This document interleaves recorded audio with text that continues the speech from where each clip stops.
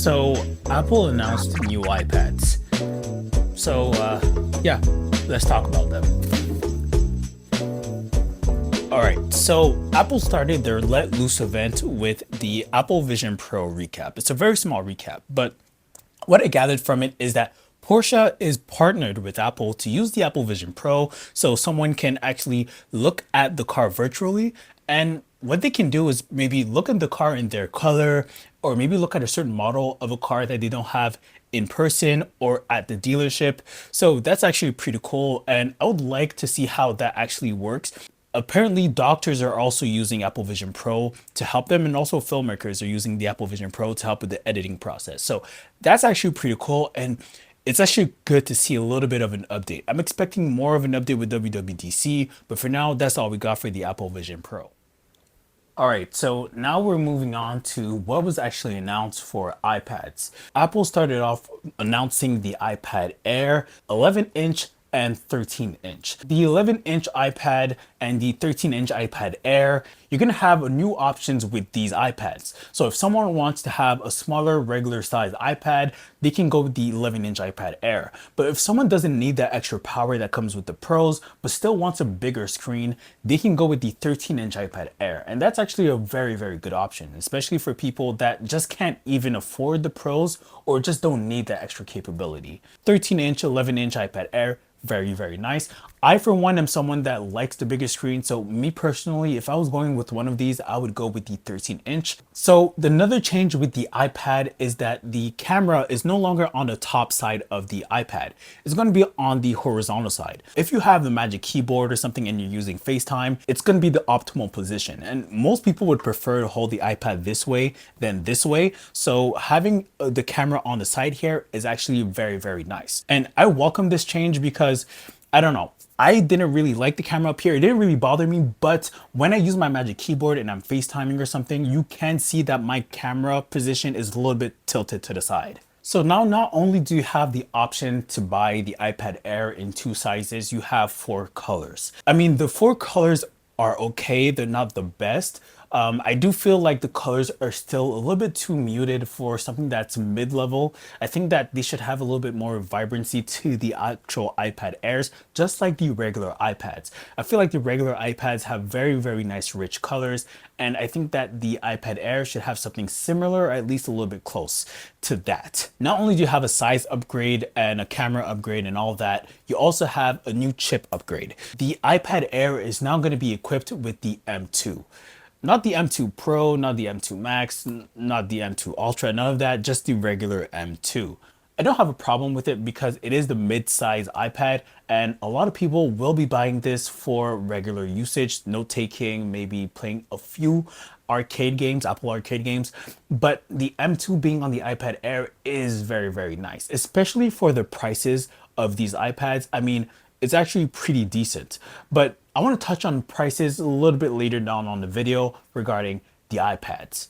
I'm impressed. I think that this is the iPad to get. I mean, the regular iPad is also a very compelling iPad, but I think the iPad Air has most of what a lot of people like, and I think this will be a very, very good iPad. Not that the iPad Air wasn't already one of the top iPads, I think it's going to cement its place at where it is right now and stretch out its run for a little bit longer than what we predicted. All right, so now let's get on to the iPad Pros that was announced at the event. Apple actually announced the two sizes that we usually get with the iPad Pros, the 11-inch and 13-inch. They added something new with the iPad that we haven't gotten in a while, is that the 13-inch and 11-inch iPad Pros are a lot thinner. So the 11-inch iPad Pro is at 5.3 millimeters thick, and the 13-inch iPad Pro is at 5.1 millimeters thick. It's a very thin. It's a very, very, very thin computer.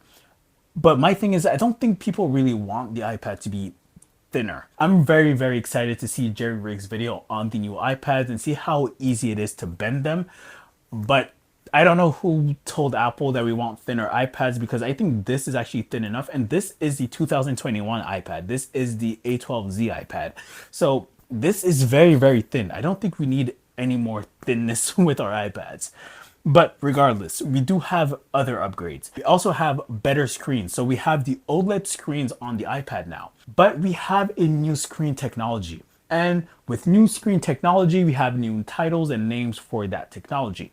So we have two OLED panels with the OLED screen, and Apple calls that tandem OLED. I'm not sure why they have to name everything, but the technology looks cool. Apparently, the OLED screens isn't bright enough to have that extended HDR effect, so Apple has two OLED panels to give that rich brightness on the screen. I'm excited to actually see how it is in person. It's a very, very cool technology. Sticking on the screens now, Apple did talk about their new screen technology called the nano texture technology, and I guess that's to make your Apple Pencil with the screen feel a little bit more like paper.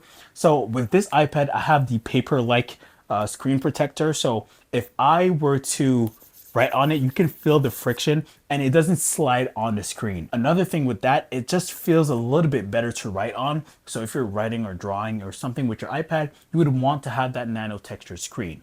But before, you would need to have a paper-like screen protector, and it could damage, not necessarily damage the screen, but it could hurt the image quality with that screen protector on. Apple is saying that with that nano texture screen, it doesn't hurt the screen quality. I'll get back to the nano texture screen on the iPads later on in the video as well. So the new iPad Pros have the M4 chip, and I can tell you, I am really due for an upgrade. I mean, I have the A12Z and we're on to the M4 with the iPads. Personally, all I use my iPad for is for entertainment and note taking. I don't think I really need those new iPads, but I really want them. So yeah, the M4 chip looks to be one of the best chips, especially with the iPad. The iPad has a lot of good hardware. Has been true since 2018. The problem was the software. So having the M4 chip on the iPad doesn't really make the iPad any better than what it was originally. So I don't see any improvements that the iPad could actually benefit from by having the M4 chip. They did mention that it does have 16 cores of neural engine. They also have 4 performance cores and 6 efficiency cores. So it looks like it's going to be a very, very efficient iPad, but very powerful. So if you're someone that plays games, you might want to get the iPad. I mean, the iPad is still lacking in having a lot of good games, but it looks like a lot of games are coming to iOS and iPadOS. So if you're looking for that long-term gaming, you might want to get that new iPad. The M4 chip is looking like it's going to be a very good chip to play games, to edit videos, and also just to do anything you want with it. So the new camera bump on the Pro is a lot different. I'm a little bit confused because Apple did show that it has a 12 megapixel camera and the LiDAR sensor, but that's it. It doesn't show another lens for the ultra wide, just shows 2 black dots. One of them is the LiDAR. I'm not sure what the other one is, and obviously the flash. So maybe someone could leave it in the comments what that other dot is on the new iPad camera bump. But for now, it looks like we only have one 12 megapixel camera. I'm not sure if that one camera could do the ultra wide and the wide lens. Maybe it can't. Maybe Apple removed the ultra wide. I'm not too sure how that works. But yeah, again, if you know how that works, leave it down in the comments and let me know how that actually works. So Apple announced a couple of accessories for the iPad. One of the accessories were the Apple Pencil Pro. So yes, Apple has a new Apple Pencil called the Apple Pencil Pro and has a few features. So it has the gyroscope, so you can twist and turn your Apple Pencil and it could move whatever's on the screen with the way you're actually turning the pencil, and you can actually have haptic feedback with your Apple Pencil. So if you're moving something on your screen, then you'll have haptic feedback through the pencil. You have another feature called squeeze. So you can actually squeeze the Apple Pencil and it'll give you added functionality. So either action or other options that can come up on the screen. So this is actually pretty cool. And I would actually say that upgrading from the regular Apple Pencil to the Apple Pencil Pro might actually be very, very, very worth it. Along with the Apple Pencil Pro, Apple announced the Magic Keyboard. So it's a new Magic Keyboard. It has a function row now, so you can have a nice function row for your keys and whatever you want to do if you want to move the brightness or volume. But you do have a bigger and better trackpad. So it does have haptic feedback just like the MacBook, and it just has a better feel. So they did specifically say that this Magic Keyboard trackpad is just like the MacBook. I say that's a win for me, but the Magic Keyboard, again, is very, very expensive, so it might not be worth it for you. With the iPad, you have a lot of nice accessories, a lot of nice features. The iPad can be considered as a laptop replacement, but I wanted to look at how much it would cost to actually make the iPad a laptop replacement. All right, so let's get started on ordering our laptop replacement with the iPad. So we'll go straight with the iPad Pro so it can be a little bit more comparable in power and size. So if we look here, we have 11 inch and 13 inch. For the 13 inch, it would be $12.99. Obviously, 11 inch would be a little bit too small if you're looking for a laptop replacement, so 13 inch would be the perfect size. And if we look here, we can see that it has two colors as well. But the colors doesn't really change the price, so whatever color we choose, that's fine. And now we're going into storage. If you look here, we have 256 gigabytes of storage for $12.99, 512 gigabytes for $14.99, 1 terabyte for $18.99, and 2 terabytes for $22.99. As you can see, storage is pretty expensive, but let's just stick with 256 gigabytes. I know a lot of people that can handle with 256 gigabytes, and I want to give the iPad some grace here. So now we move on to the screen. We have the standard screen for the $12.99 price that we originally had, but if you want the nano textured screen, you're going to need 1 terabyte or 2 terabytes of storage. And this is actually something that I do not like. I do wish that the nano textured glass was available for all storage sizes, but apparently Apple's really limiting it to the 1 terabyte. And that's not the only thing. If you go for 1 terabyte, you're going to be paying $18.99, but you're paying an extra $100 for the nano textured glass. So not only is the nano textured glass exclusive for 1 terabyte users and 2 terabyte users, but you're going to have to pay another extra $100 for that. Again, I don't think it's worth it. You can buy a screen protector that has that nano feeling, that paper-like feeling, so you're better off going with that. So let's go back with a 256 gigabytes, and let's just go with a standard screen for now. So the Wi-Fi connectivity options, I would just go with Wi-Fi unless you're really someone that needs connectivity, but you're not at school or at work or at home where you would have Wi-Fi, then go with cellular, but that would be another $200. So yeah, you might want to reconsider going with cellular, maybe hotspot with your phone if that's really necessary. But yeah, I'll go with Wi-Fi just to save some bucks here. So no engraving, just going to be free.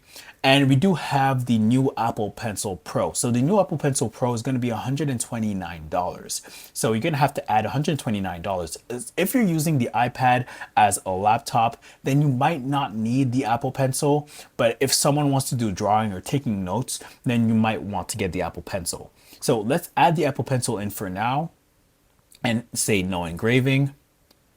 All right, so next up is the keyboard. And I think this is crucial if you're someone that actually wants to use this as a computer. So if you're someone that wants to use your iPad as a laptop and have it as a laptop replacement, then you need the Magic Keyboard. It's almost a necessity.